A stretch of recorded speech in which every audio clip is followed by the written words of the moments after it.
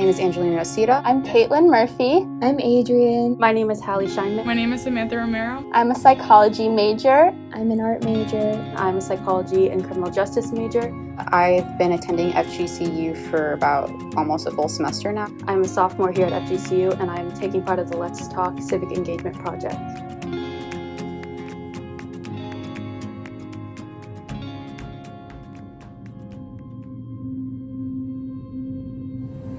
Well, this is certainly not something that you want to hear about anytime, but during the first week of classes, a student says she was sexually assaulted at the dorms at FGCU, and that person is still out there. Four in Your Corner has been tracking the developments on this all day long. Of an FGCU student right here on campus. A student in the South Village resident halls met up with a person through an online dating app. Students on campus told me that whole thing scares them.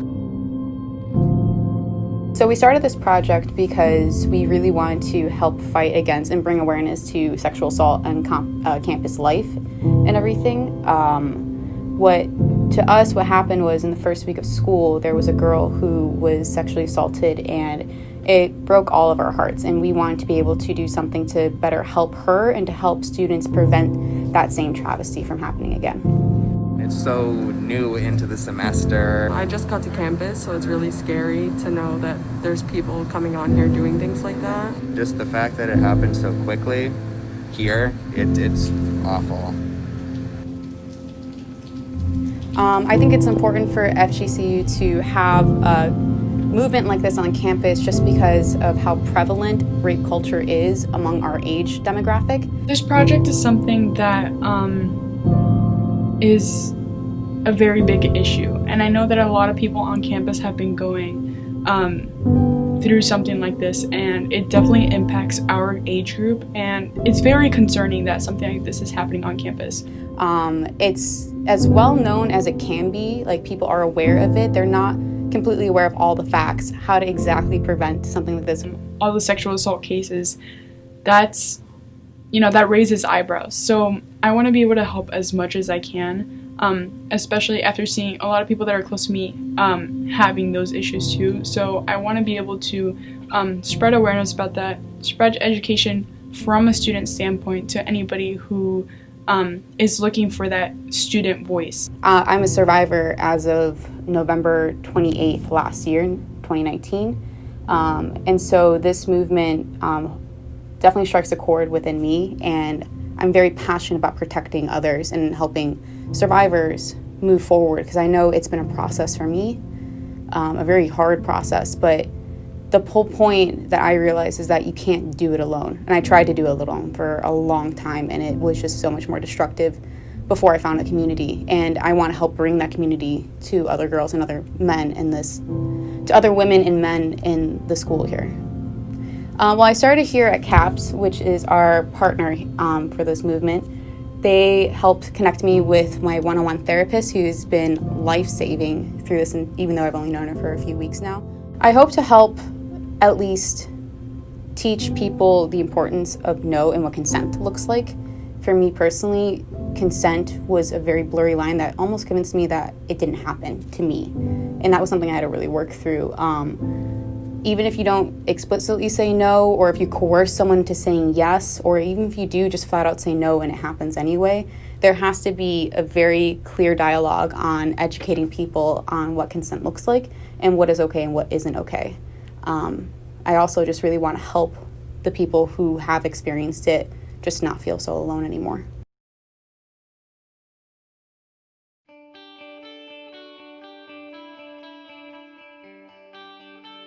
So I'm in charge of setting up on the first day of Fresh Check Day, and I'm in charge of gathering all the supplies and creating all the crafts that we will be giving out. For this project, I am in charge of communicating back and forth with our community partner, Catherine Casillo at CAPS. I'm in charge of art and design for both the Instagram and the booth. My job for this group is that I'm going to manage the communications between us and the crowds. And I'm going to be doing the videography for the project. We're going to tackle these issues by posting a lot on our Instagram. Because of COVID, we can't go out one-on-one and have group meetings or going out to the students. So we're hopefully going to try to build a following on our Instagram, where we'll be posting pictures, videos, testimonies. Hey guys, this is Angelina from Let's Talk, the Instagram page that's all about raising awareness and preventing sexual assault here on campus. So today we're going to be talking about prevention. Hey guys, so my name is Samantha Romero, and today we're going to be talking about the mental, emotional, and physical effects of sexual trauma. So one of the first things maybe some polls, questions, have some more of an interactive way through that. Well, we want to educate them on consent, the stats, just how common it is, which is always mind-blowing every time I read them. What recovery looks like, so like the stages of the grief of someone coming out of it, and then trying to educate them on the resources that are available to them for prevention and aftercare in these scenarios. So on our Instagram, we're going to be putting out educational segments, just reaching out to students about things, especially with COVID. It's very important that we are able to have a strong internet connection with people on campus. So because of that, we're going to be partnering with CAPS, making sure that people have that knowledge and have access to our Instagram page. One message that we wanted to get out there is that sexual assault does not just come in the form of rape. It can also come in the form of crude language, like catcalling or any language that can make somebody feel uncomfortable. It can be groping, such as touching, or just places that make people feel uncomfortable, or it can come in the form of stalking and other forms as well. So we just want to make sure that people know that it doesn't just have to be rape. It's like a bigger bubble than what a lot of people don't really know that it is. So we want to make sure that people are educated that is not just one small thing, but it comes in a lot of different forms. And we're going to be doing something called Fresh Check Day, where we will have a booth where each of us will be there to interact with some of the students, help educate, give away some free goodies, and have, a really great time trying to help students.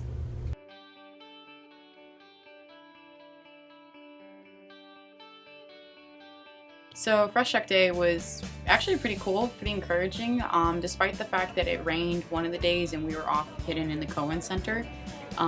We got a lot more people than I actually expected to follow the page and to make an impact on. The second day, because we weren't in the Cohen Center, was a lot more fun, a lot better. We got to meet with a lot more people and connect with a lot more students. I would say we averaged about 50 total, which is pretty good considering half of it we lost because of the rain. I do remember specifically talking to some of the students, and I could see the hope and the meaning behind what we were trying to do in some of their faces when, especially with some of the female students that we have here. It was really encouraging to see that, and to see that even before we really started, we were already having an impact on the students. Fresh Check Day was good. We had 3 different students come up to the booth, and each of them wrote a message to survivors. When I worked the booth, we had 3 students approach us, and each of them wrote a message to a survivor here at Fgcu. So for Fresh Check Day, we worked the booth Rise Up, and this booth is about sexual assault awareness. So when people would walk up to the booth, our partner Catherine would introduce us and the booth, talk about how we're raising awareness for sexual assault. She would give information and briefly talk about our group, Let's Talk. And then she would hand over the conversation to us to tell the students about our project and our Instagram account, what we would be posting, and that the main part of our Instagram now is collecting anonymous notes of support through a Google form. So they were able to scan a QR code, and that would bring them to the Google form where they're able to fill out the anonymous notes of support. There were a few examples if they couldn't think of anything. And then after they did that, they were able to spin a wheel to win some prizes, and then those notes would then be posted onto our Instagram account anonymously. So they were able to say what they wanted, and we've posted some now, and we'll post some later. The low would be the fact that our event got rained out, and so we had to be moved inside, and not many people heard about us last minute. And then the high would be how many positive influences I met through CAPS and just other students who had different groups around Fgcu. So our entire group project was culminated on the fact that we would reach out to people and the amount of people that we would be able to talk to. So by being able to put out the Instagram and publishing videos and talking to people during Fresh Check Day, that was our measure of success. So for Instagram, we were able to gain 100 followers in the span of time that we started the account up till now, which is pretty impressive if you really think about it, because we've only been working about this for a month. For this project, to spread awareness of sexual assault, we created an Instagram account at Let's Talk Fgcu, and we worked with our partner CAPS for the Fresh Check Day. And with our Instagram account, even though it's more recent, we almost have 100 followers. We are currently at 99 followers. And there we've been posting information and resources and overall support for survivors on campus.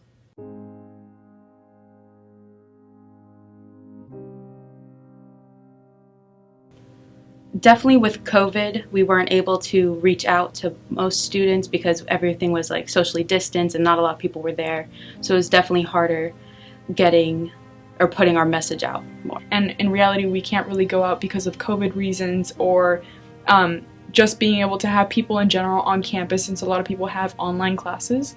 Since COVID-19 impacted the amount of people that were on campus and the amount of people that we were able to talk to in person, it definitely halted us almost in being able to talk to people in person, but still we didn't let that stop us. We opened up our Instagram account so we were able to reach people out online, and we partnered with CAPS so that we're able to continue the Instagram in the future.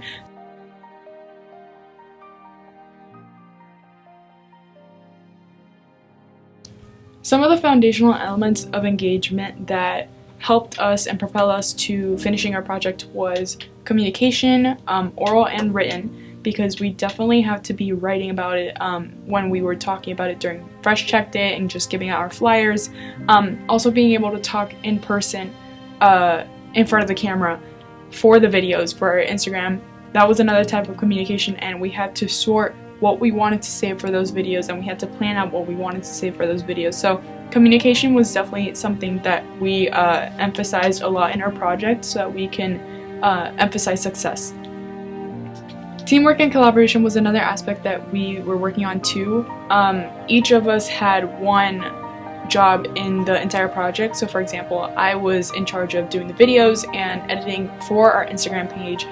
So this topic is it's a very large one, and we all decided to head-on take on this project by leading through it and being able to talk to different people and take the issue within ourselves, and also being able to take the step forward ourselves and actually do something about it. So that's a way that we definitely put the foot forth for leadership, and we definitely exhibited that throughout our project.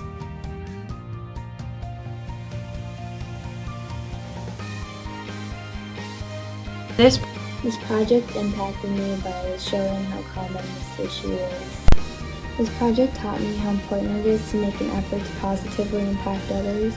Even small things like messages can make an impact. Yeah, the project taught me that there are so many different organizations in our local area that are here to support and aid sexual assault survivors, and there's actually a huge support system on campus which I did not know about, who also want to be here to protect sexual assault survivors. The project impacted me personally by giving me a new perspective on sexual assault. Usually I'm at the end where I hear and receive the awareness and prevention and all the tips, but this time I was able to give those sources out and be the help and show the support for the survivors. So one thing that I learned from the project was different perspectives. When I first started the project, I didn't know a lot of the things that I know now.